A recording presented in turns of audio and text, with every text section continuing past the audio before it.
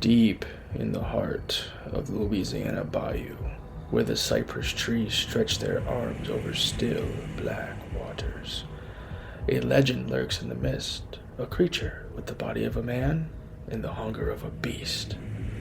Some say it walks upright beneath the Spanish moss, glowing red eyes watching from the darkness. Others swear they've heard it howl on the wind, just before it disappears into the night. But one thing's for sure, if you hear it whisper your name, you best start running. This is the tale of the Rougarou.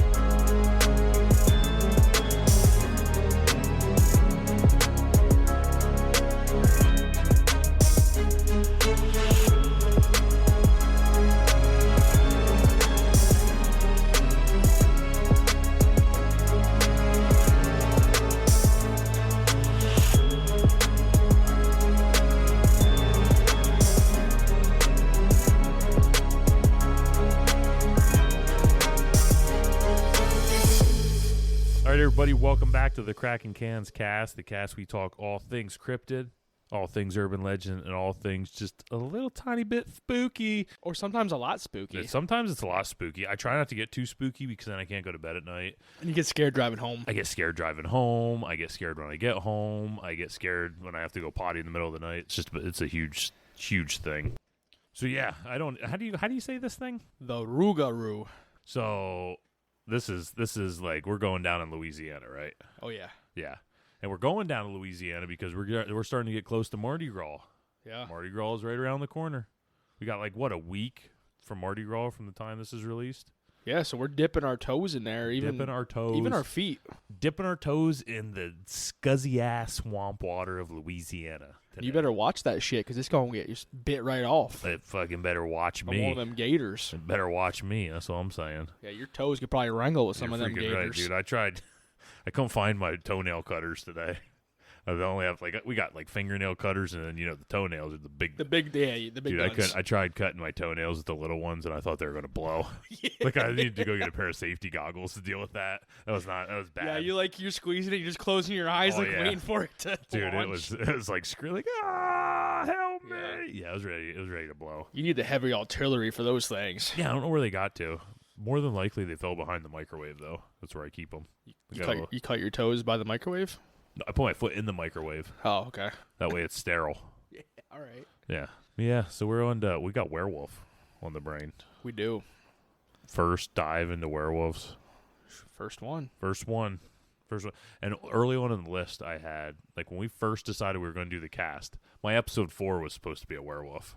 Episode 4, which my second one was supposed to be a werewolf, and we still haven't got to that son of a bitch yet. We'll get there. We'll get there someday. We'll get there. We got years and years. We're just building this thing right now. Building it. Yeah. So we got a pretty stout brewski today, I would say. Oh yeah, it's definitely a stout. Oh, by the way, how's your cholesterol doing? I guess it's all right. Yeah. Still high. That's what I'm taking that. Yeah. Still high. I mean, I'm down 10 pounds since January 12th. Down 10 pounds. Cholesterol's up 10 points. It's a give and a take, It's like the stock market. It's a yin and a yang. Stock market. Something goes up, something else has to go down. Yeah, so I'm going to buy all stock in something, and hopefully we'll win. My cholesterol's looking great because I'm getting fat as shit lately. So I'm freaking good. I'm freaking good. My cholesterol is A-okay. Yeah. Just don't ask my doctor. I don't want to get that shit checked. That's why I was scared to go. Yeah. I surprisingly have good blood pressure, cholesterol, all that stuff. Lately, my blood pressure's been tested because my middle kid will just not go to bed at night, and he figured out he can open the door to his room. So he put one of those those little plastic balls you put on. Oh yeah, we got one upstairs. Yeah, and then he just sits in there and just loses his freaking mind because he can't open it. I was in there with him, and he wanted to get out to go see his mom. He spun that plastic on that doorknob at least 3,482 times. Like just, and it wasn't even like an aggressive spin. It was just like enough to just get to yeah. you. Like eventually, if I just keep spinning this, eventually this doorknob's just gonna fall off. And I honestly thought he was getting close. Well, hold on. Speaking of one of those little door safety knobby things, Knobbies. whatever you want to call it. My oldest, I think when he was 4, he figured how He to. ate one. No. Oh. He My bad. realized he couldn't like turn it to get in, so he took it off to then open the door. Yeah, that's pretty. And they're not hard to take off. Like they're So super he easy. figured that right away. He's like, I'll just take it off. So he just takes it off and then opens the door. Yeah. And I'm like, son of a bitch. We had it in my daughter's room because, like, in my daughter's room is actually where our attic door is. The one that she had been sleeping in this room for 2.5, 3 years. We mentioned something about an attic, and she just looked at me and said, "Our house doesn't have an attic." Yeah, it actually does. Like, no, I've never seen our attic before. It's like you sleep like 6 foot away from our attic door every single night. I assure you, our house has an attic. I make sure to put like a bunch of books and stuff stacked there in case the boogeyman comes from the attic. Yeah. You gotta watch that shit. The boogeyman's gonna come from somewhere under your bed, closet, attic. Yeah. Bang. He ain't come from the basement. No, that's too long. Honestly, he ain't coming from my basement because it's full of cat puke piles everywhere down there. I stepped in one today. I stepped in it so solid that I lifted my foot up and there was no cat puke pile there because the entire thing was on my sock. Dude, I lost my freaking mind. I just took it off and threw it over at the washing machine. Then I yelled at the cat who wasn't anywhere around. I was so mad. I would have threw it right in the trash. Oh, I was so mad. I would have pulled a jelly roll. I can't do it, man. Socks are just... I'd have pulled a jelly roll. I wear socks till they just blow. You know what jelly roll does? It has high cholesterol, so you do pull a jelly roll. Yeah. You do. Yeah, he might. He lost some weight, but nah, dude, that guy every day, he puts on a brand new pair of socks and a brand new T-shirt. At the end of the day, he throws it in the garbage. Yeah, that's what happens when you're a millionaire, though, too. You know, like I can't do that. Yeah, that's true. Salvation Army would just hate seeing me come because I'm not buying fresh ones. They sell them at Dollar General. Shirts? Socks. Yeah. So I need some DG socks. That'll be better. Yeah. How is that better than just washing and just re-wearing your socks? I don't know. Cat puke. Yick. Yeah. Big Jelly Roll fan, this guy. He's replacing the M&M poster. So, Corey, what do we got to drink tonight? So tonight we got Fenner's Rage from Evergreen Brewing Company, which is a collaboration with Wolf Brewing Company. I don't really look too much into them, but I'm sure they're a nice little establishment. Yeah, they're aight, I think. I mean, Wolf Brewing Company. It's the name. It's the like, name. What we're getting? Like you burp? Oh yeah, dude. Holy shit! Yeah, big stout. Oh. That's a sketty burp. My bad. Wow, that thing hit me hard. I think my eyes are watering. Actually, it came from deep. It was like it was close to like coming out as a poop. It was right under my belly button is where it started. Yeah, that was either going to be a fart or a burp, and you pulled that from being a fart. I brought it the long way. Yeah, no shortcuts. Ain't no shortcuts in this house. No. All right, so where were we? The beer. So this bad boy is a 9.75% triple IPA. Damn. I think it's our second triple. I think we just had the OG, our first ever episode. We dove into the triple. Yeah, I don't think we've done a triple since the then. triple cannon. We're hitting like all high ones to start. But we backed off a little bit, I think, since. Yeah, and then Corey just had to totally redeem that. But this is like you pointed out before this is kind of like a fake triple. It is. It's like alcohol-wise, definitely a double. It's like a very low-end alcohol-y triple, if you want to say that. Yeah, like I think double-digit alcohol for a triple, and this does not hit it. Which, I was actually having this conversation with my brother-in-law the other day. The one with the big head. Big head, nasty feet. Yeah, I know what you mean. Yeah. Yeah, we're talking about you when you're on your beer run. You'll hear this with like doubles and triples and stuff. Like I'm pretty sure, and somebody can correct me if I'm wrong, but like, isn't it not just about the alcohol? Isn't it also like how many times it's like, what's the word I'm looking for with beer? Like fermented or something. Doesn't that have to do with like the doubles and triples too? Like I don't think it's just all the alcohol, is it? Nah, I think it's mostly just the alcohol. Is it? I thought there was like another like. No, piece that makes it a double or a no, triple. it just has more. It has more malt and everything. That's why a lot of the like doubles and triples kind of have that sweeter taste because they actually finish it with some sugar to try and get the extra like fermentation in it. Because the only reason I asked that though is because like there's some doubles that have more alcohol than triples. Right, You and know what there's I mean? no like specific Like range. there's no. It's just weird. Like I Yeah. feel like I gotta look into that more. Yeah, but I think it's solely on alcohol is what the double and triple. Because I never actually looked into it. I just kind of like was just talking out my butt, just trying to think of. Because it all ferments the same. I mean, obviously, like a double or triple might have more yeast added to the fermentation process because it has more sugar and everything. But Anyway, anywho, so Evergreen Brewing Company is out of Camp Hill, Pennsylvania.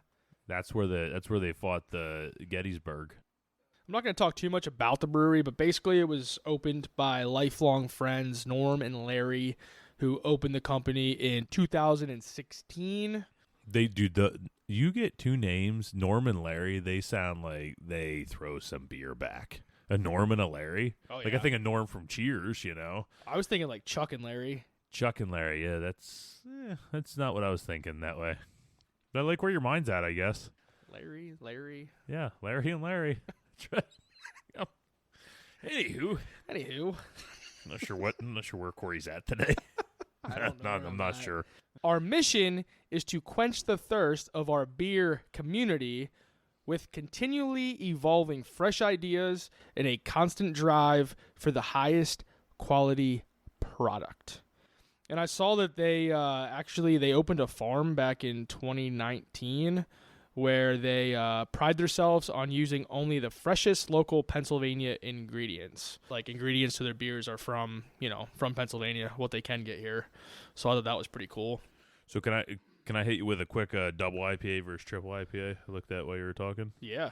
So double IPAs obviously have more hops and malt than regular IPAs, and triples have even more than that. The alcohol content is the main like difference, and doubles actually go to 10.6 and triples go from 10.6 Then why is this called a triple? Yeah, I don't know. That's the part I like. You know what I mean? Like yeah. that's the part I'm like. Yeah, but yeah, that's all it is, just alcohol. There's no like governing body. It's just like that somebody's says, like, I'm going to call this a double. yeah, Or I'm going to call this a triple. or they made a double and it's like, heck yeah, that got to like 9%, but we're adding more to it. So obviously this is a triple because we can't just make it like a double. Yeah, it'd be a quadruple. Damn. I don't Damn. know. That's just one of those life questions. That gave me a triple damn. That's Yeah. a triple damn IPA. triple damn. So the reason I obviously picked this beer is because it's 9.75% alcohol. That was reason number 2. Oh. I just didn't tell you that until you cracked her open and were looking at the can. Yep. But this beer has a nice picture of a wolf on the front. And I don't know if you guys, I mean, some of you all nerds might know this, but I didn't. But Fenrir is a wolf in Norse mythology, and it's actually Loki's son. That dude banged a wolf. Yeah, I mean, he shapeshifts, so he probably shapeshifted into a wolf. He banged a wolf regardless. But he was a wolf. He still banged a wolf. Yeah. Yeah. As a wolf. Still banged a wolf. I guess. Yeah. So I put that this beer can be seen as a reflection of the ferocity and untamed power of the Rougarou. And just as Fenrir, the massive wolf from Norse mythology, is consumed by rage and fury, the Rougarou embodies a similar wild, bloodthirsty energy that rages through the forest and bayous.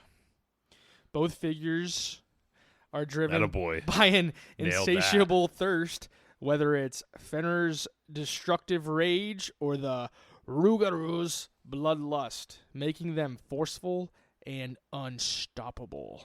So drinking this son of a bitch and beer right here could symbolize embracing that wild spirit, like invoking the beast within, or tapping into a fury so intense it cannot be tamed. Similar to the bloodthirsty hunt of the Rougarou, prowling the night. Both represent an untapped primal energy that's both awe-inspiring and terrifying. Yeah, and can I say, I think this is an all black can, like the top of the can, Yeah, the tab, everything. I all like black. that. This is blacked out. The bottom's not. Well, no one looks down there. Yeah, nobody looks at the bottom half. Nah, just looking up top. Yeah, looks pretty. It's a badass can. Yeah, it is cool. For sure. Do like me some wolves. Wolves. Yeah. Like some tikis too. Yeah, I do. Don't let him fool you. He likes wolves and tikis. Yeah. That's his man. I'm gonna get a tiki wolf tattoo next. Oh damn! Right after we get that Kraken Cans tattoo on our butt cheeks. 1 year. Yep. So my wife said when she had one too many beers, and I'm Hey. not ever bringing that up again. And heavens and Betsy knows she's not going to hear this episode till long after that. So long after we have 2 tattoos of the cast, baby. So let's cheers on that. Yeah. Ooh, that was a good That clink. was a good clink. I'm going to tell you though, this beer has definitely gotten better since I've been drinking it. I mean, most beers do. Most beers do. Yeah, this thing's boozy though. It is. It is boozy. It's good though. I'm just not a fan Of like triples, doubles, yeah, triples, like high end doubles, triples. I'm just not. It's just not my. I think they just get this like sweetness to them almost. Yeah. I just feel like because they have so much sugar in them to hit that alcohol, you just taste it. I like them for the fact if you're going to like a nice little party with the family, you could just get, you know, a 4-pack of doubles. Yeah, you could do that. Yeah. And like you're good. That's it. That's it. Yeah, Yeah, you could do that. That's true. Christmas Eve, you know, my wife's like, "Hey," I'm like, "Don't worry, I'm only bringing a 6-pack." Yeah, and I'm That's only all I bringing. bring is a 6-pack. I tell her I'm only bringing one change of pants, and that's how she knows how much I'm drinking that night. Oh, you just pull a jelly roll. Yeah, yeah. With my pants, my Yeah. underwear. Yeah, throw it all out. Let's dive in. Let's dive in. So with that, Don't start your shit. All right, so let's just hear the intro into the rigatoni. I think that's how it's pronounced. rigatoni, close. Yeah. The Rougarou. Rougarou. I can hear, like, I worked with a couple like Cajun guys when I was down in Arkansas, and I can like hear them saying this. Yeah. because they have like a really distinct like Oh yeah. way they talk down there. Yeah. It just yeah. They're weird too. Are they? Yeah, strange people down there. I mean, if you're from down there, that's good for you. That's but normal if you're from down there. I don't mean just the way they talk though. I just mean they're weird. Yeah. Remember this one guy I worked with? He had I feel like I'm going to sound like Theo Vaughn going on this long tangent, but it's like, man, I knew a guy down there, man, and that dude, like, when they used to go to his cabin, they used to have a cat down there, and they named that cat Dog because they would just throw a stick out there, and that cat would go out in the creek and get it. A true story from what I feel like he said that. I feel like Theo Vaughn said dude, that. It sounds like something he would say. I feel like he said that. This is a straight up story I heard 10 years ago from a coon ass from down in the deep Cajun country. Damn, the deep South. Mm-hmm. So we're going to dig a little bit into the rigatoni here, but we're not going to dig into it too deep because we're gonna do some other little side quests. Hey, whatever, man. Just let's hear it. All right.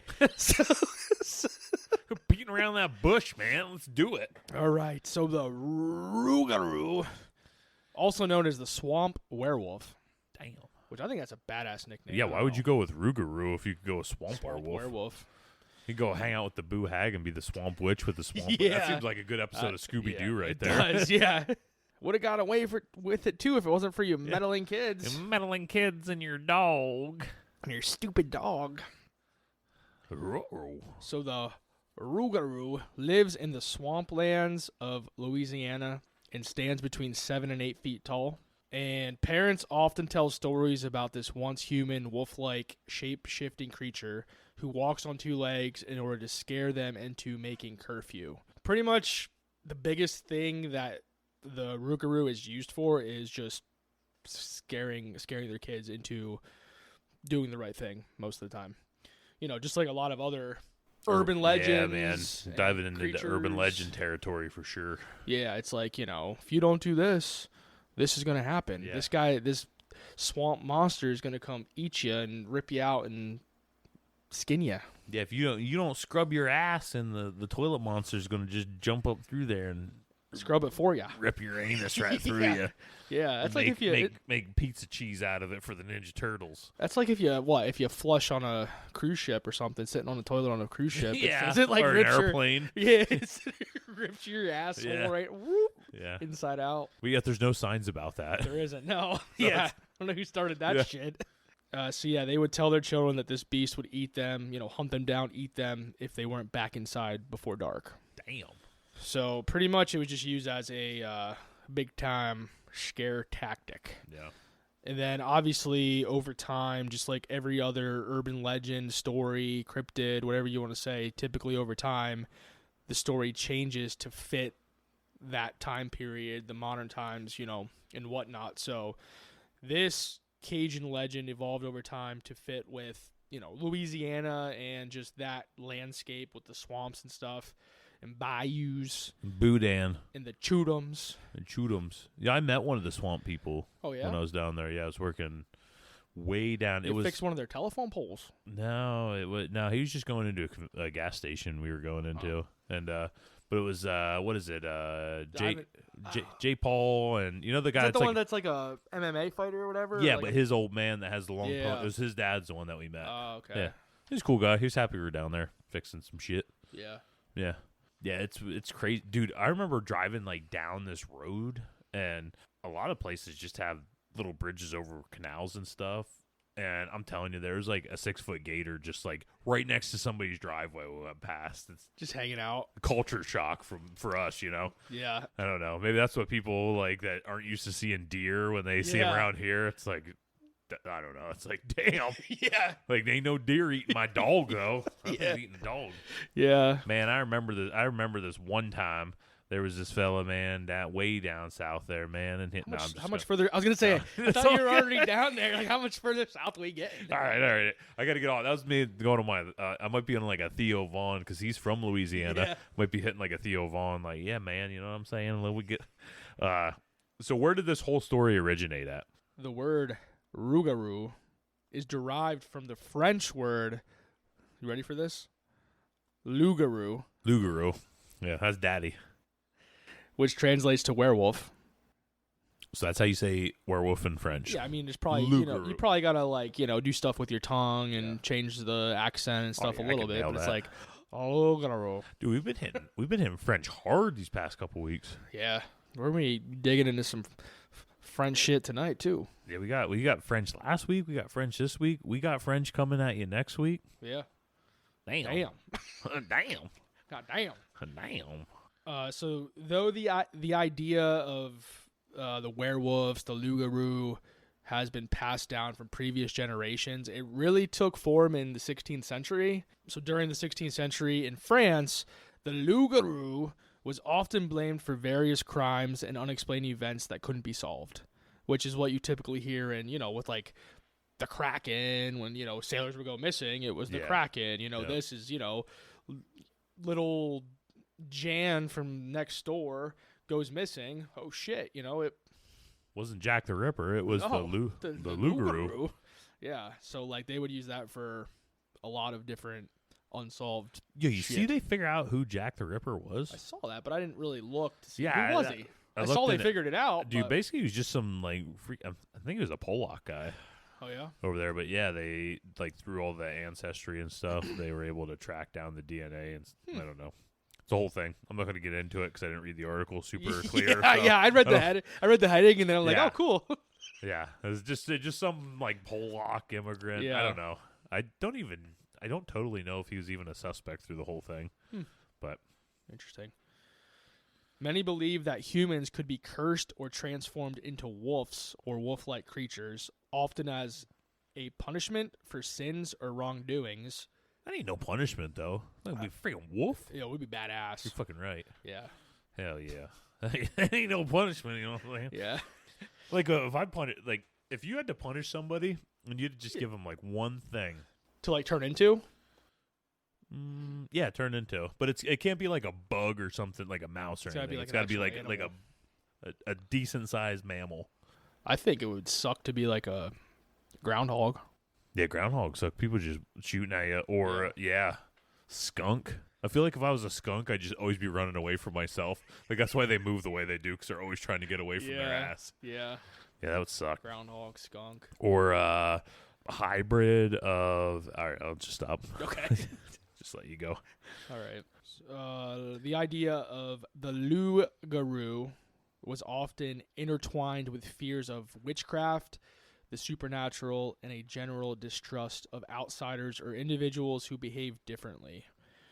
People thought that certain men and sometimes women could shapeshift into wolves, and during full moons, they could transform and commit terrible acts. This reminds me of when we got into the urban legend of the candy lady, because one of the things is like the weirdo on the block. They always consider that being like the candy lady type. It's just the outcast or the person that people don't understand. There has to be something There's wrong something there. wrong with like they're a wolf or they're a witch. Yeah, they can be doing absolutely just going to live their life just totally different, and that's okay. But no, there's got to be something wrong with them. Yeah. And then back then too, everybody just jumped on board and believed it. Oh yeah, for sure. Hell yeah. Yeah. You're saying they're a werewolf? Well, hell yeah, then it must be a werewolf. Yeah, you figure you can't Google it. Yeah. I ain't never heard of a werewolf, but that shit sounds like it could be real. Yeah, I don't want any part of that. Yeah. So at that time then, people started accusing others of being werewolves, and they would have to go to trial. How you go to werewolf trial? You got to stand here in front of me while the full moon comes up. All right, go. Yeah. And then this was intertwined with the witch trials going on in the same time period. So the witch trials are going on in the U.S. at this time. And also, in that area as well. Okay. The witch trials are going on in other countries. So this is too, a worldwide thing where the witch trials are going on. Yeah. And also werewolf trials. Okay. Yeah. So, it's pretty interesting just how, like you said, an outsider, walks through a village, maybe spends a couple hours there, and, he's acting strange, werewolf. Yeah, it's like John Rambo in the first Rambo movie where he's just hitchhiking through, and it's like, man, I just want to pass by and get something to eat. Like, boy, you better get out of our town, and he just goes full Rambo and just kills it. Yeah, that's Rambo could be werewolf. I could see it. Could be a werewolf. That would make sense. I'll get behind it. Yeah, be a badass werewolf. Freaking right. Now I'm going to tell you about the story of Michel Verdun. Ooh, roll it a little bit more. Verdun. There you go. I like it. Michel Verdun and Pierre Bourgault. Oh, Pierre. is one of the earliest and most notable cases in the history of werewolf trials in France. Their trials, which took place in 1521, is often cited as one of the first instances where someone was publicly accused, tried, and executed for being a loup-garou. Damn, they lost. Yeah, they lost. That must have been a hairy MFer. It's like, I'm looking at you. You got a crazy ass beard, and it's growing all over the place. You got to be a werewolf. Yeah. Like, how else do you prove guilt of a werewolf? Yeah. Besides just a hairy individual in front of you. I don't know. So these two gentlemen were both shepherds and told their story in trial that they were met one night by three men on horses dressed in black. The leader of the men made a deal that if they took him as their master, he would give them money and protect their livestock because they were constantly worried about wolves coming to eat their sheep. Makes sense. So they agreed, and they participated in a ceremony where they were initiated into this cult, is what I'm going to say. The only requirement was that they had to renounce their religion, avoid attending church, and never speak of anything related to the church or teachings again. I'm losing my religion. And during this initiation, they also had to bathe in an ointment that supposedly changed them into savage beasts. I'll say you get bit or nothing. This is like a magic ointment. Okay. So I just picture all these perverted old guys standing around a circle watching these two dudes just get naked and lather up each other with this magical ointment. I don't know why I pictured the ointment being in a small tub, and I just imagine one of them running and be like, cannonball, and just dumping it. Yeah. But yeah, I could see that. Just a bunch of old ass perverts just being like, oh, yeah, make sure you lather good under your armpits. Get in there nice and deep, like. Yeah, get into your gooch area. Get in there between your balls and your butthole. Exactly. Like, Yeah, that's that's how it went. oh, it's definitely. It wasn't anything cool. No, Like, no, it is cool. It's super cool, actually. Like, I don't know how you could how that could be cool. Like, how could you legit make that cool? Like, you're lathering on ointment. I feel like any way you look at it. Let's just agree to disagree. I think it's cool when you think it's not. All right. If we're getting taint area with with ointment and stuff, But if they're that hairy to begin with, man, it's hard to rub in ointment when you're pretty hairy. Yeah, I'm not. Are you a hairy guy under? I'm pretty effing hairy. Yeah, I'm not hairy at all. I'm real hairy. Yeah, so I don't know the struggles of getting like back dinkleberries and stuff. Oh, yeah, it's not fun, especially sunscreen in the summer. Yeah, I don't know. It just doesn't rub in. I don't know. Yeah, It just doesn't rub in. because the hair just slicks everything Yeah, back. yeah. Got a mohawk going on back there. Yeah. Oh shit, it's funny. So after they bathed in this ointment and did their cool stuff, they then went on a killing spree that involved tearing apart multiple children, women, and whoever they could find. Damn. That's gonna be my quote of the episode. Damn. Damn. Who are you, Ron Simmons? Damn. They loved the taste of warm blood that caused them to continue killing. And then my boy Verdun, Faldoon. I feel like if you say something French and you're not quite sure if you said it right, this is what you throw at the end of it, right? It's like Verdun. Yeah. Then you know it's just Because nailed. at first it's like, oh shit, is that French? Is that English? What is it? And then you throw that on there. Oh, it must be French. Okay, it's French. Let me get my baguette. Hold on. Yeah. So Verdun was found. So this guy was found when he attempted to kill a person who was traveling. I don't know if they were like out, traveling the countryside or. So are these you wanna guys not say. hunting together? At this point, no. It was just Okay.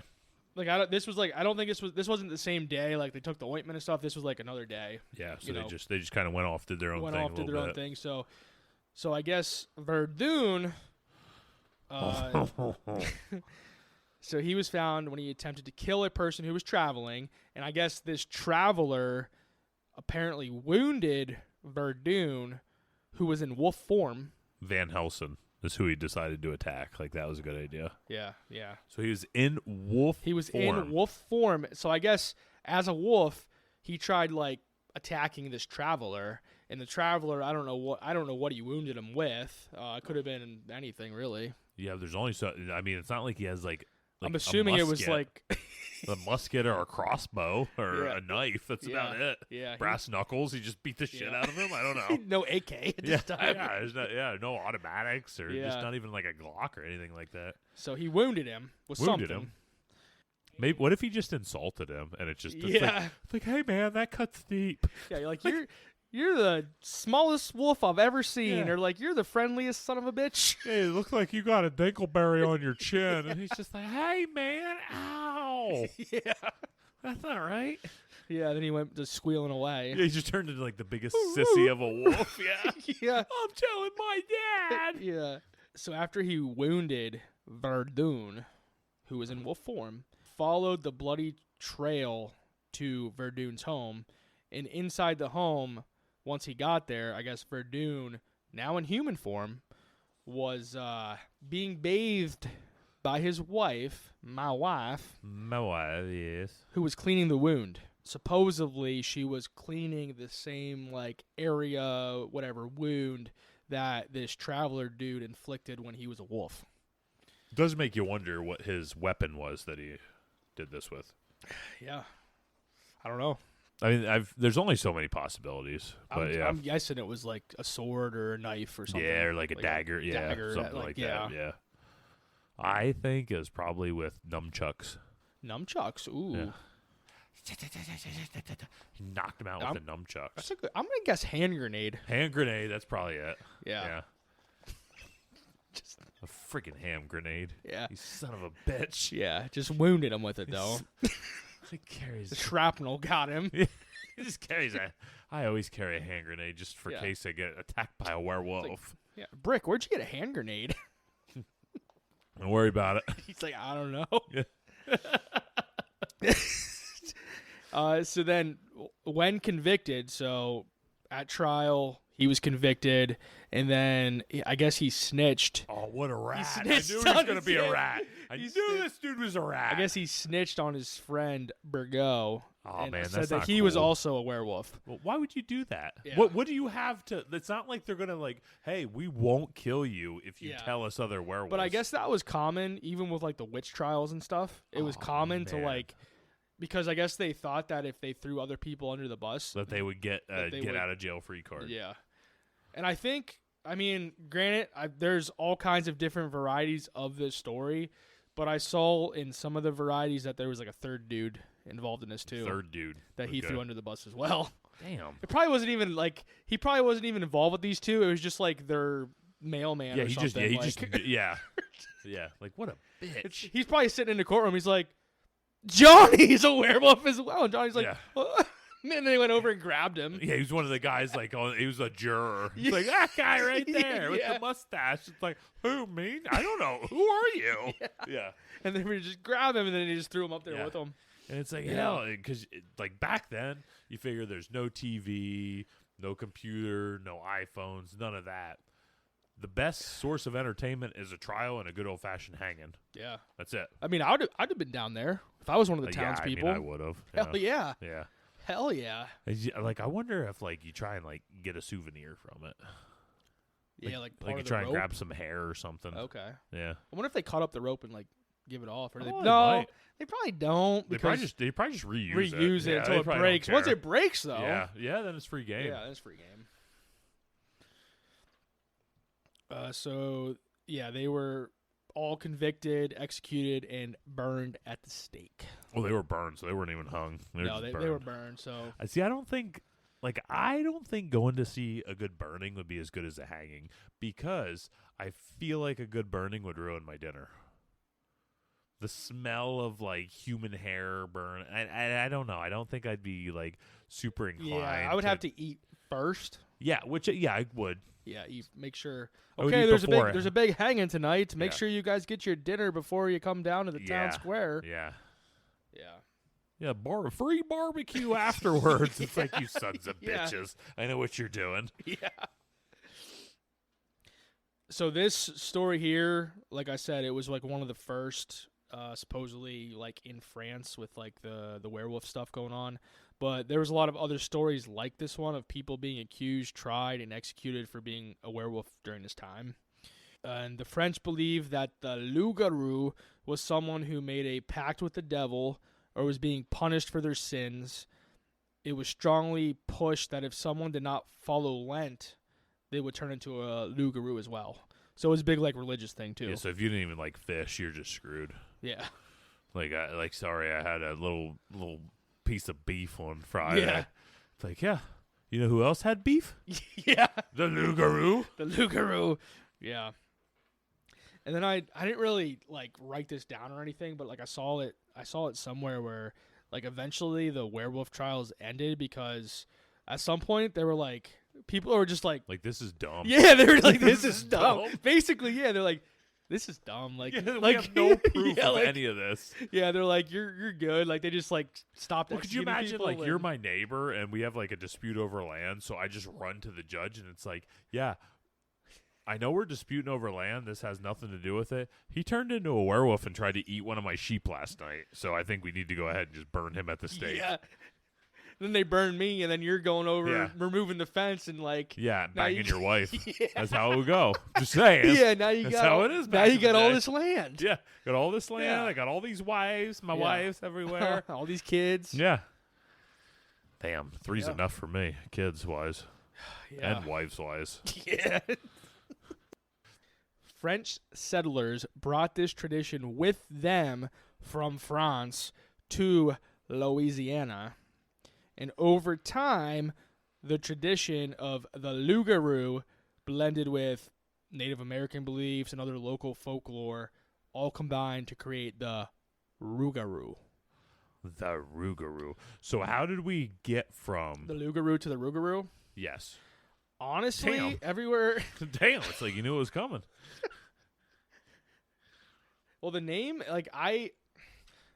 So I tried looking up specifically the name because it's like, okay, it's not that different, but like why, like what the hell, like why couldn't they just call it the loup-garou? And honestly, I couldn't really find a like definitive answer. The thing that I found probably the most is just that it changed to that just to fit the Cajun dialect. That makes better. sense. Yeah. So And it has a better the Rougarou. That just sounds so Cajun to me. yeah, I don't know what it's it is. easier for them to say. It flows Yeah. off the tongue, I guess. Basically. Them freaking Cajun bastards. Yeah.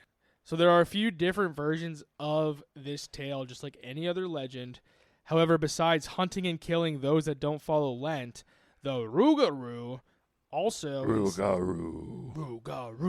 Rougarou. It is a good chant. It does, yeah. Yeah. It's like it's right before like somebody's head gets chopped off. Yeah. Yeah. Or the Mighty Ducks beat Iceland in the Yeah. finals in the shootout. Yeah. That's cool. Yeah, go Charlie. And in some versions, it's said that when someone becomes a Rougarou, whether through a curse or some other supernatural means, they are forced to live as a werewolf for 101 days. 101 days. Yeah, 101. Okay, yeah, because 100 just isn't quite enough. Yeah. And after these 101 days, They kiss a frog and become a prince. the curse is supposed to end and the person can return to their normal life. However, Oh, that doesn't sound that bad. there's often a catch. If the person does not manage to pass the curse on to someone else during this period, they will remain a Rougarou forever. And I just assume this curse it's a sexually transmitted curse. Yeah, Okay, yeah, so the Rougarou's got to have sex with somebody. yeah. Or tongue action. Oh, damn. Also, no, biting, too. They can Oh, they yeah, can, that makes sense. they can, That they can makes pass sense, this yeah. curse on from biting. Yeah, that makes sense. Yeah, biting each other. I don't know about bodily fluids, but could There's a happen. lot of biting goes into sexual foreplay, so it makes sense, Yeah, okay. really. So the Rougarou is also used, like I said early on, as a boogeyman type creature to frighten children into behaving, or else they will be eaten by the Rougarou, which that's typically the legend. What it is down south, really is it's like that. And in Louisiana, especially in the Cajun culture, the Rougarou is often seen as a creature of the swamps and bayous, lurking in the dense woods and marshlands. And in these versions, the Rougarou is typically a wild beast whose howl can be heard echoing through the swamp at night. So, like, that version doesn't focus so much on, like, the curse aspect, but rather on the mystery and danger of the creature, making it more akin to a cryptid or a supernatural predator. Yeah, that makes sense. So it's just like, the Rougarou's out there, like, Yeah. don't go out there at night or, it's going to get you. So, what does it look like? The Rougarou Rougarou.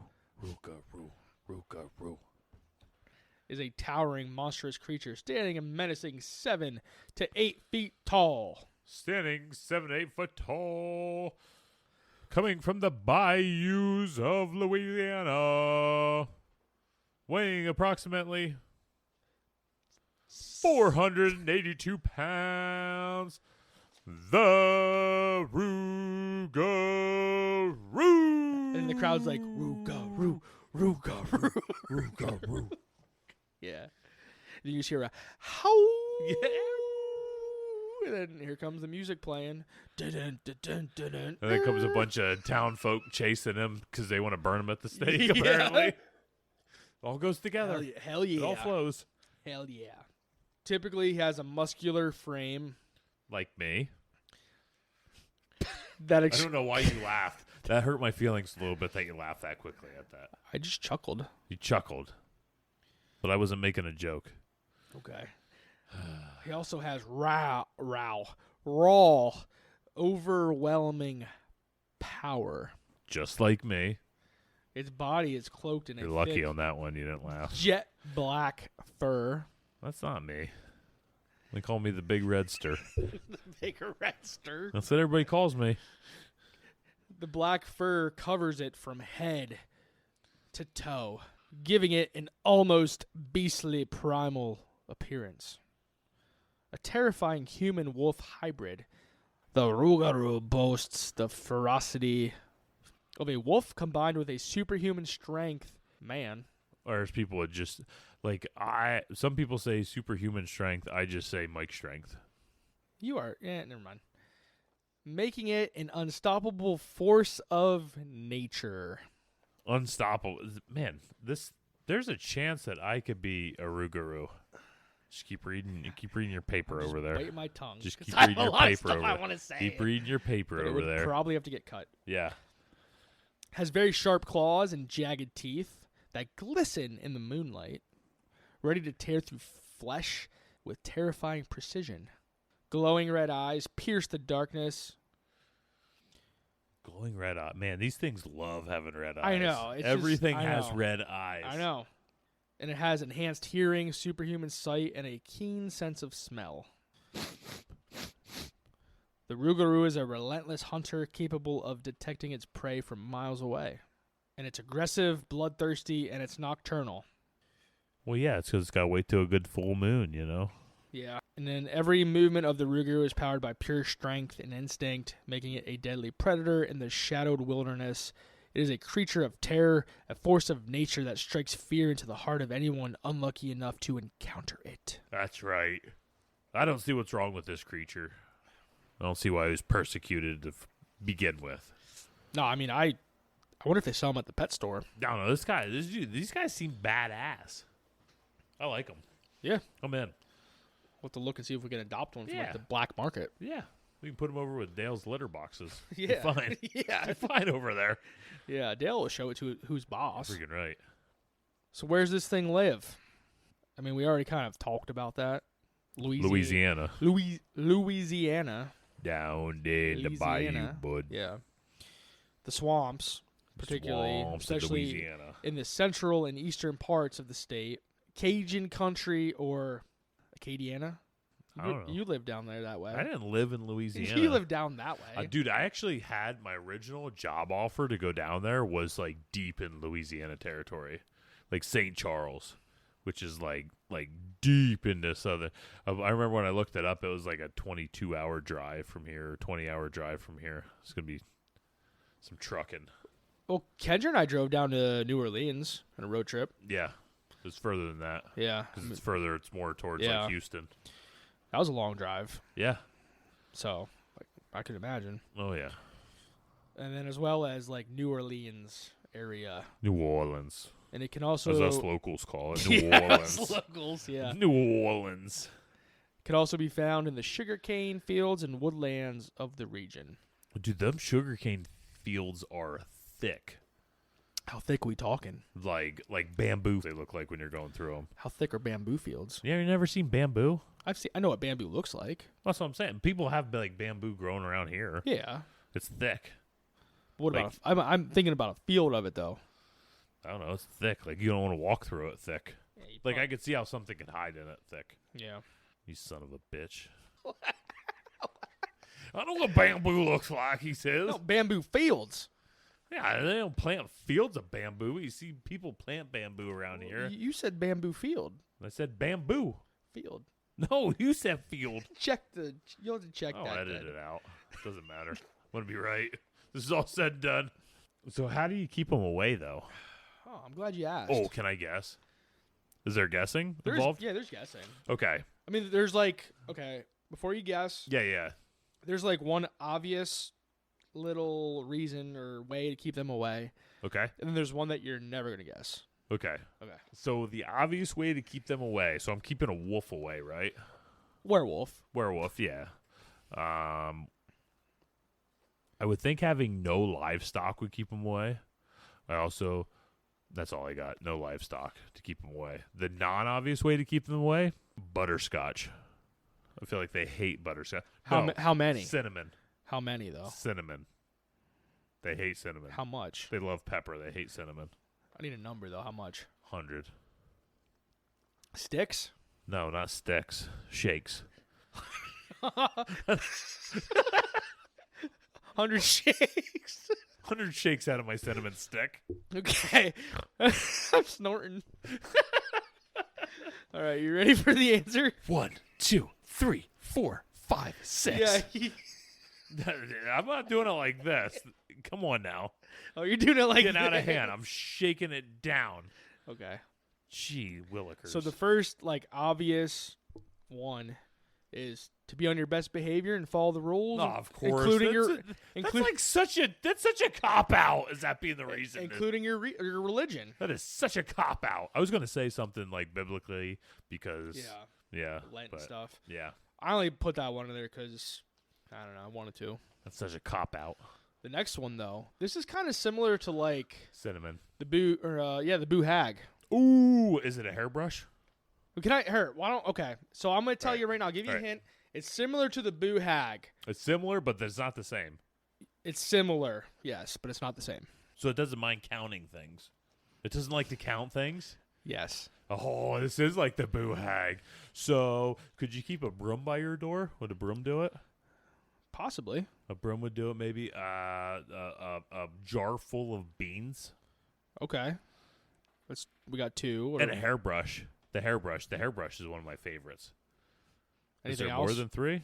I'm just asking. Is there? What else would you count? No, I'm gonna go with those 3. All right. So they are apparently pretty dumb creatures and can't count past 12. Ooh. So what is up with counting in these cultures? Like what is up with counting to keep things like this away? So like the boo hag was obsessed with counting. This thing can't count past 12. So obviously it's like what does that make it? 4, and it only has like 3 fingers and 3 toes. Yeah, so it's like, oh no, I hit 12. So apparently sitting 13 things outside of your house or on your windowsill will distract them.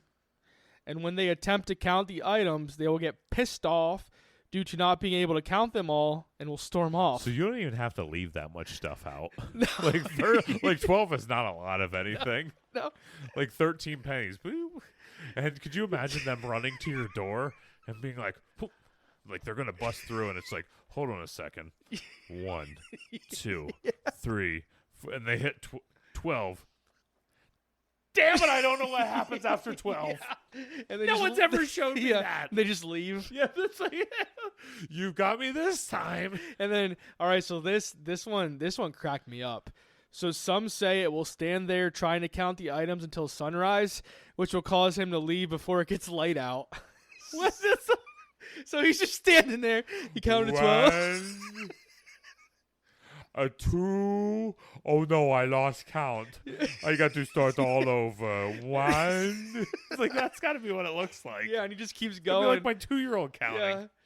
He's like, shit. Let me try again. And my 2-year-old can only count to 11. That's his number. He knows numbers past that, but 11 is like his kryptonite. After 11, he just loses all interest in counting anything and just leaves the room. Yeah. That's like my youngest. He gets up to like, I don't know, 18 or something, and then it's just like all kinds of goodbye random numbers. Why do I need to count past 11 or 18? Yeah. What's the reason? Yeah, so I don't know. I thought that was funny, though. Yeah. Like, he'll stand there counting, and he'll keep trying, and then like the sun know. starts coming out. I'm getting the brain pain. Yeah, the sun starts coming out, and then he runs off. That is funny. Yeah. I just can't believe it had something to do with counting like the boo hag. I know, That's yeah. crazy. Yeah. All right, so what do we got next? What's happening? Keep that thing away. Now what? We're going to Reddit. Oh, let's go there. Buckle up. Buckle up to Reddit. Let's go. Let's head to Reddit.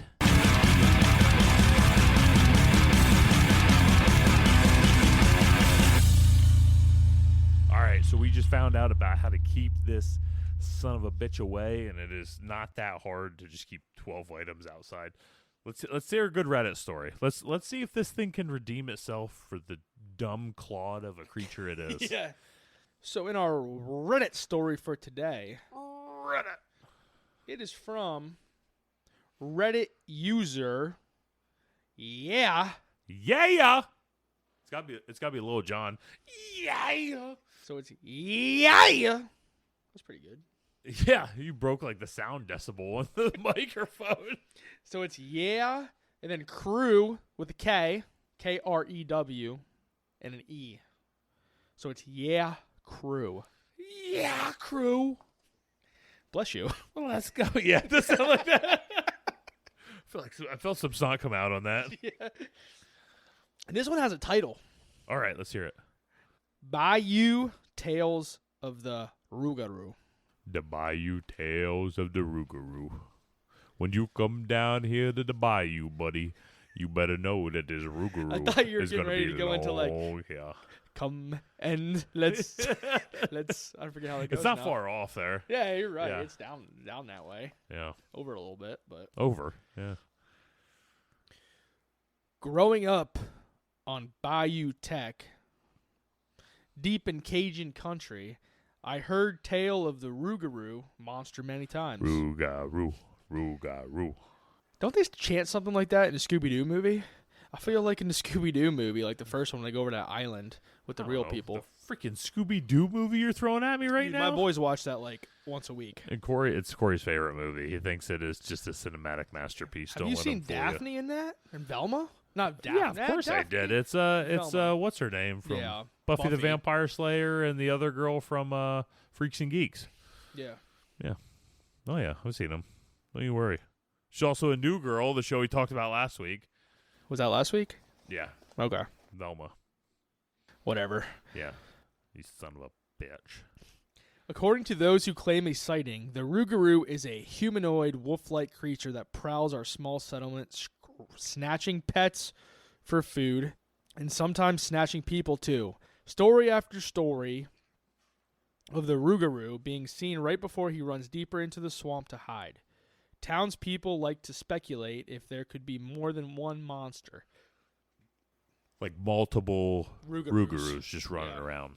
And you have all these pet snatching and alligators is not your answer? I know. I I'm know. just saying. Yeah. Like, it could just be an alligator. Yeah, could be. A nice 7-footer, buddy. That's gonna bring me into good money. We're gonna eat some alligator tail tonight. Yeah. Growing up in our tired little bayou town, talk of the Rougarou was a constant. I heard all the tales, but always believed them to be nothing more than a fun story, something told to pass the time and make the long days a bit more interesting.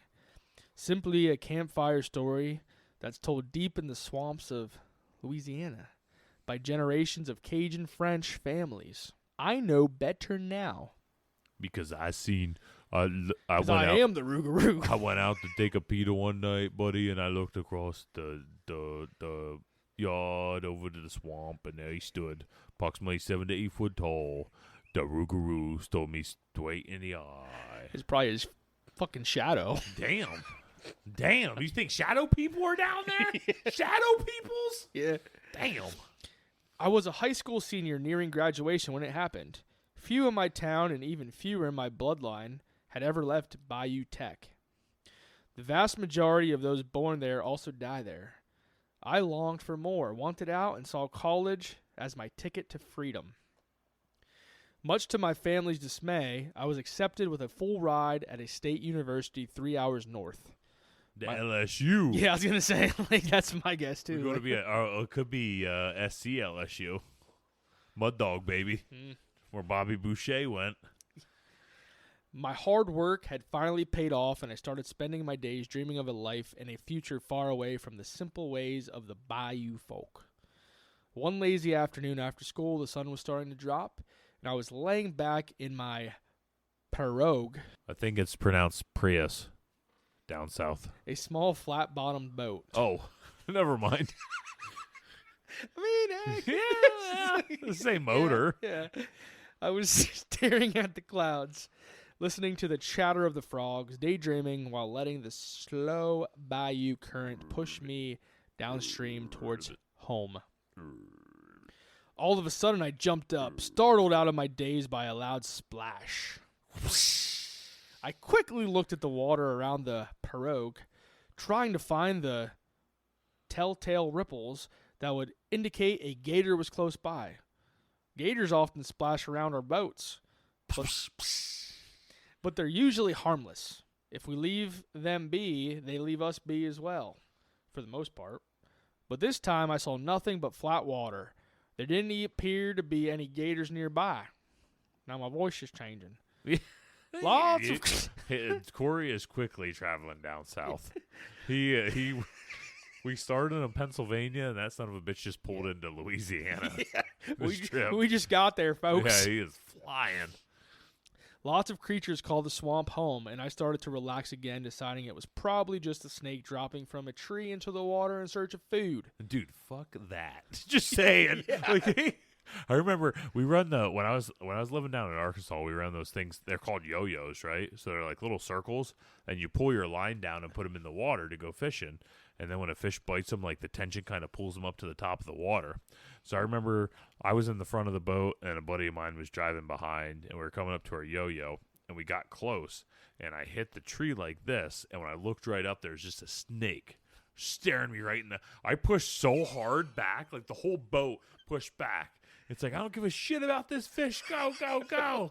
It was just like a black snake, but I don't know, dude. There were water moccasins all over down there and stuff. It's like not even... I don't know. We I don't know how many. Several years ago, we stayed at a beach house in Virginia, and I remember we had our own little access to like this little, I don't know what you call it, just a like a canal or something. Like a canal, yeah, basically. And like there was all kinds of water moccasins going back and forth. Yeah, it's crazy. I remember the one day we were out there fishing on our dock, and where my uncle, there was one like swimming out there. My uncle's like, I'm gonna snag that son of a bitch, and he just launched a sinker. I think it was just a sinker and a hook out there. Sunk it. Yeah. Dude, we like there were so many down there when we'd go fishing. We went to this one place. A lot of places where you could like put a boat in. Yeah. But there's just a little box that you have to pay like $5 at. Like a wooden box that you just put a $5 bill in to launch your boat here. So nobody, Yeah. And like they're just these little ass ponds and shit. But we were fishing at this one, and dude, I'm telling you, you would snag a water moccasin like every like 10 to 15 casts. Jeez, like, yeah. Dude, I didn't even like fishing there. You're fishing, and they're just swimming at your boat because they're dickheads. You know what I mean? Yeah. They're just like super aggressive. So they're just coming at like hitting the side of your boat, and it's like I don't like fishing here at all. Yeah. Yeah. Going back to PA. Yeah, freaking right. Yeah, because there's a lot more poisonous shit down south, right? Oh yeah, yeah. Up here we got 2 snakes. Yeah. Copperhead and rattlesnake. Yep. Yeah, you know where to find them. Pretty much more so in the mountains. We get some around here, but not. Yeah. So after this dude thought it was just a snake dropping from a tree into the water in search of food. And let me say it again when you say that. Fuck that. That's some bullshit. Yeah. A snake falling from a tree. That close. But then I heard a fast series of staccato splashes and turned around to find myself face to face with what could only be a rougarou. Oh, dude, could you imagine? This ain't no small creature. Yeah. No. I figure if you're in a boat out in the middle of the bayou, like you're packing, but still, I don't want to come face to face with the rougarou. Yeah. The water chest high on me came up to its hips, just below its waist. Its arms were abnormally long, misshapen, and hairy, but its face is what caused me to open my mouth to scream. Large, soulful black eyes, tucked under hairy ears, and over a flat snout with 2 large yellowed canine teeth hanging crooked out of its mouth. The rougarou's hair was colored the browns and reds of the swamp, from the muddy brown color of the bayou water to the dark reds of the cypress tree roots. Before the scream could leave my throat, the rougarou clamped its giant hand over my mouth, and no sound escaped. What? That's how close this thing was? Yeah, it was It's right like, there. Like you're getting ready to scream, and it's like, no. Yeah, it's like... No, child. You're going Yeah. to be quiet out here in the middle of nowhere in the bayou. Yeah. Why is it clamping its mouth? Yeah. I don't like my food to be too loud. Yeah. It then pushed me to the floor of my pirogue and pinned me down with its foot. I was terrified, certain that I was being snatched for its dinner. Just as in the tales I'd heard all my life, Not gonna lie, I was scared out of my mind. I quickly pissed myself and began to shake and cry. Yeah, I'd probably shit my pants, and at this point, shitting your pants would probably be your best defense. Because I know with my bowel movements that... Oh, yeah, it would definitely scare off a Rougarou. Like, oh, screw this. This isn't worth it. Yeah, I don't like my meal to shit themselves. Yeah, and then to send a message, I'd throw my underwear into the water. Pulling a jelly roll. Oh, yeah. Yeah, I guess. Yeah. I feel like more of a jellyfish at this point. Yeah. I really wish I could say I fought a valiant fight that day, but that's not how it went down. I was unable to move, frozen with fear, and couldn't even begin to fight back. As I lay there, pinned down, I heard the familiar sound of my backpack zipper being unzipped. Hey, well, at least it was your backpack and not your pants. Yeah. Could you imagine? Yeah. Then I quickly... I felt both testicles being pulled up and wrapped around my neck to start strangling me. Yeah. Yeah. Then I felt a shifting of weight as I heard the Rougarou inhale deeply. One giant loud sniff.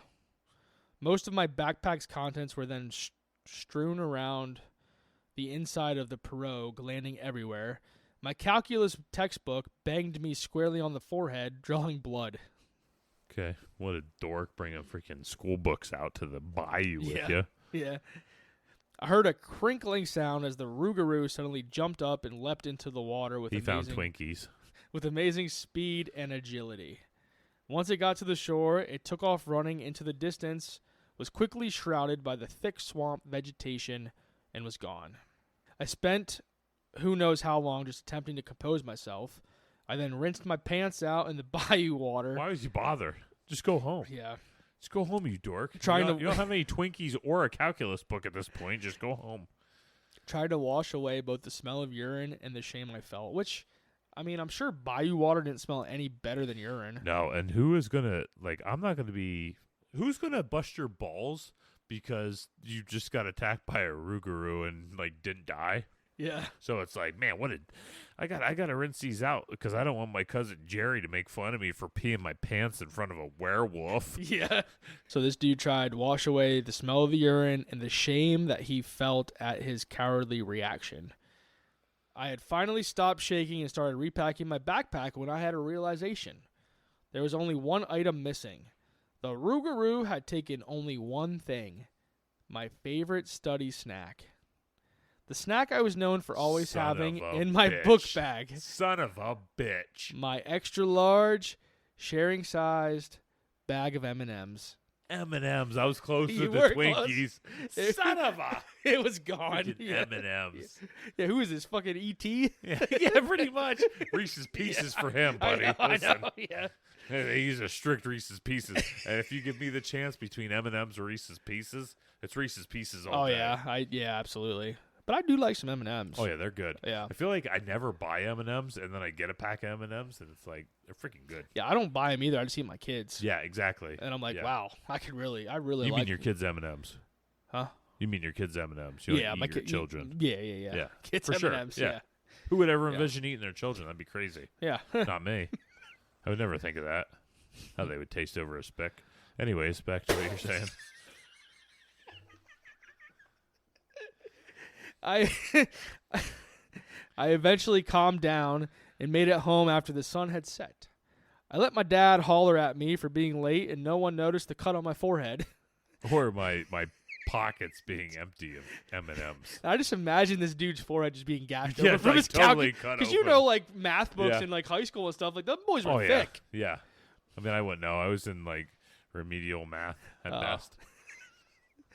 I did pre-calc. Yeah, I did pre-calc. Yeah, I don't know. I wish that's always one of my biggest regrets is that I did pre-calc because I should have just done dumb math. It would have been so much better. I cheated off Kendra in pre-calc. That seems right. Yeah. After that day, I gave up floating the bayou alone and never saw the Rougarou again. I went on to graduate high school and moved away for college as I had planned. Getting out of the bayou has been everything I'd hoped for and more. I go back to visit family once per year, usually around the holidays. And whenever I go back, I always piss make my sure pants to have my pack of M&Ms in my back pocket. Because when there's one thing I've learned about being in the bayou, it's that son of a bitchin' Rougarou loves him some M&Ms. But he also has to pack a pair of extra drawers for himself. Well, yeah, for sure. This Yeah. dude's bitch made. Can't help it. Yeah. Can't help it. When I go home, I still hear the old Rougarou tales being told, but now told to a new generation of Cajun. Yeah, but when I remember when I was a kid, these sons of bitches would come around and the Rougarou would love to have some M&Ms. My family has never left the bayou to come visit me, but it's okay. I've come to understand some of the pull the swamp has on them. Oh, give it up, you big baby. Just Yeah. deal with it. Yeah. Aside from getting the story off my chest here, I've never shared what happened that day with a single person. Not one. I haven't added my Rougarou encounter to the infamous Bayou Tech Rougarou lore, nor do I plan to. The Bayou Tech. Is Bayou Tech a real place? That's what I Bayou need to Tech, and then Tech has an E on the end. know. Okay. So is it Techie? Yeah. Techie? Tech. It must be French. Bayou Techie. Bayou Tech. That is a place. Son of a bitch. It's a waterway. So Bayou Tech is a waterway down there. So his family lives on a waterway? Mm-hmm. Okay. Yeah, so like Tech is like that makes sense, like a canal Okay. down there. Some stories are best left untold, you know. And I never eat M&Ms anymore. I haven't eaten a single M&M since that day I shared my bag with the Rougarou. But son of a bitch, have I been putting down some Skittles? Some babies Yeah, is good. Switched over to Skittles. All right, so you got so what are some theories as to what? So I have some idea for the theories. You want to go throw yours out? Yeah, well, I feel like one of the theories would, of course, go to be what we've talked about in other ones, like the Hook Man, the Candy Lady, other episodes where it's just this is basically a warning to kids not to screw around in the bayou. Yeah. What are some other theories that I can think of? What are some things that you think that I guess could be? I mean, you already said like the gators. Like Yeah, what could be mistaken for Rougarou? You know what I mean? Yeah, I don't know. I mean, is there any like bears down there in the swamp? I'm assuming they have some type of bear down there. Yeah, I don't know. It's hard for like just to pin something on like a wolf down there. Like a wolf ate dogs and stuff like that when there's just gators everywhere down there. Also, is there like coyotes and stuff like that down there, Pax, that would grab dogs, smaller dogs and stuff like that? I don't know. Yeah. I'm sure there's a lot of theories with it. What else you got? So I'm gonna start with France. France. I see London. I see France. Go ahead, Corey. You see my underpants? No, I'm not going to say that. You pervert. No, I don't see your underpants. You're wearing a shirt and pants. What's wrong with you? Okay. So since these son of a bitches brought this tale over with them, Frenchies, man. the Lougarou, they brought the Lougarou over with them. Lougarou. So looking at this from a realistic perspective, France had a large gray wolf population during this time that these werewolf accusations were, or when these werewolf accusations were occurring. Yeah, wolves everywhere. Makes sense. So, like, these gray wolves obviously were constantly eating people's livestock and even eating people. And I actually looked into it a little more, and France has the most extensive historical records of gray wolf attacks in the world, with nearly 10,000 fatal attacks between 1200 and 1920. Damn. Yeah, okay. 10,000. Yeah, there's a lot of fucking wolves eating. Yeah, that's a lot. A lot of wolves eating right there. And attacks would typically happen in rural areas, farms, villages, roads, etc. Yeah. And I feel like when this werewolf stuff was going on, it was typically in the same type of, environments that the wolves were being found or living. Makes sense. It wasn't in big, cities and stuff. It was like these little Yeah, that makes sense. stupid little towns and stuff. Wolves became so feared by people that they had bounties placed on them, and people began trying to eliminate them from the environment. And I saw, too, that, like, wolves in that area, I don't remember the year exactly, but, like, they went from back then when there was, tons of wolves down to, like, 1,000 back in, like, I want to say it was sometime in, like, the late 1900s, like 1960s, 70s, 80s, something like that. There was, like, 1,000 left. So they're reintroducing them to Colorado right now? Oh, yeah? Yeah. they're already like destroying livestock in Colorado and elk populations in Colorado. They keep like reintroducing them into areas. I've heard about northern Minnesota where they've want to reintroduce like timber wolves up there and stuff, and they said it's just destroyed deer populations and stuff up there. There's a reason that I feel like these things have kind of got eliminated. Yeah. Because they're just killer predators. Yeah. So then the gruesome nature of the attacks, so wolves tearing into livestock and humans, and in some cases killing children, was so savage and mysterious that people began to attribute these incidents to supernatural causes. So, like, you know, when something so horrific, like when something so horrific happens, and there's no clear explanation for why it's happening, people tend to look for otherworldly explanations. Yeah, it's the easy way out. Yeah, it's the easy way out, and it made it easier to imagine that something unnatural was behind it, like the transformation of a person into a wolf. I don't think so with like Louisiana and down in, you know, good old Cajun country, I don't think it was kind of the same situation regarding like France. But I kind of looked into it, and I found that red wolves were native to this area during this time period up until the 1980s when they went extinct in the wild. Okay. But then I looked into it a little bit more, and there's actually no documented cases anywhere of red wolves attacking or killing people. They are generally much smaller than gray wolves and not as aggressive. Like, so you think they were just cultural monsters that were carried over from France? That's what I think. They were just carried, you know, the people from France settled over here, and they're like, hey guys, you guys got a loup-garou? Any loup-garous over here? And they're like, oh, what's that? And we don't have a loup-garou, but we have a rougarou. yeah. Well, you said they combined with like the Native American culture at that time. It was just everything just kind of combined and created to just make, I don't know. And I think when you really look at every culture has some form of like a werewolf. Yeah. Yeah. So, yeah, I think it was just your typical werewolf tales that were brought over from France, and then word of mouth spread throughout Louisiana, and people's imaginations just went wild. Yeah. Really. Kind of what I think. Makes sense. Is that what you got? Folklore score time. Folklore score time, Corey. Yeah. Folklore score. Folklore score. Let's go. All right, we're back with the folklore score.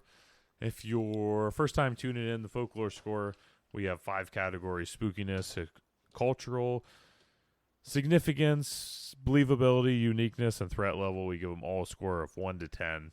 We add those up, combine our scores for a grand score to try and make the folklore score board. Which is a tough board right now. It is a tough board. We were just talking about that, yeah.